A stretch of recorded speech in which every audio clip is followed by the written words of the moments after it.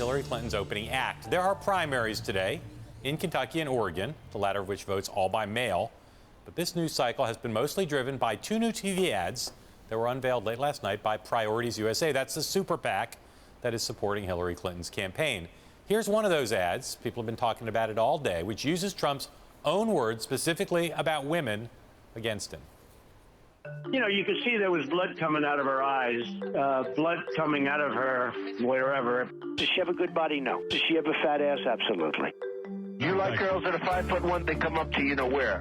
If Ivanka weren't my daughter, perhaps I'd be dating her. I view a person who's flat-chested is very hard to be a 10. And you can tell them to go themselves. Does Donald Trump really speak for you? The other Priorities TV ad has a similar message. It shows Trump saying he would cut off funding for Planned Parenthood and that women should be punished for getting abortions if the procedure was banned. The group will reportedly spend $6 million on these spots between now and June 8th in the key battleground states of Ohio, Florida, Virginia, and Nevada. Today, in response, Trump unleashed a Twitter storm about these ads, defending himself and issuing what seemed like some warnings. He wrote, quote, "The pathetic new hit ad against me misrepresents the final line. You can tell them to go blank themselves was about China, not women." And another tweet, amazing that Crooked Hillary can do a hit ad on me concerning women when her husband was the worst abuser of women in U.S. political history. So Al, Hillary Clinton's allies are picking a fight about women. Trump warned a while ago that if her team did that, he would counterpunch hard, including on Bill Clinton's personal life. Is it smart for Team Hillary to pick this fight now? Yeah, I think so, Mark, because they really didn't have a choice. If they played nice with Donald, he's not going to play nice with them, and that's what they realized. They think he's very vulnerable here.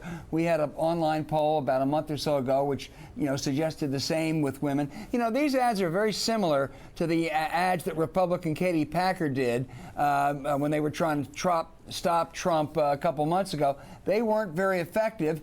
I think the Super-PAC people, I know, will argue we're reaching a different audience. It's a general election audience in these four states, and it will just, they believe at least, reaffirm doubts people, the women particularly, have about Trump. This is the first of a series. They'll do this. They'll do national security, Trump's business failures, and some other stuff. It's going to be very, very negative. Bring the children and dogs in. I may be missing something, but I'm really surprised they led this way. They're leading on something that's personal, and that involves gender, knowing full well that Trump now will take this, as he already has, to DEFCON whatever, and they lose the high ground, it seems to me, of saying we want this election to be about the economy, to be about the middle class, to be about the working class. These issues clearly will have an audience. These issues clearly will energize people, but I can't imagine why they didn't lead with either national security or the economy when they had plenty of time to get these spots ready.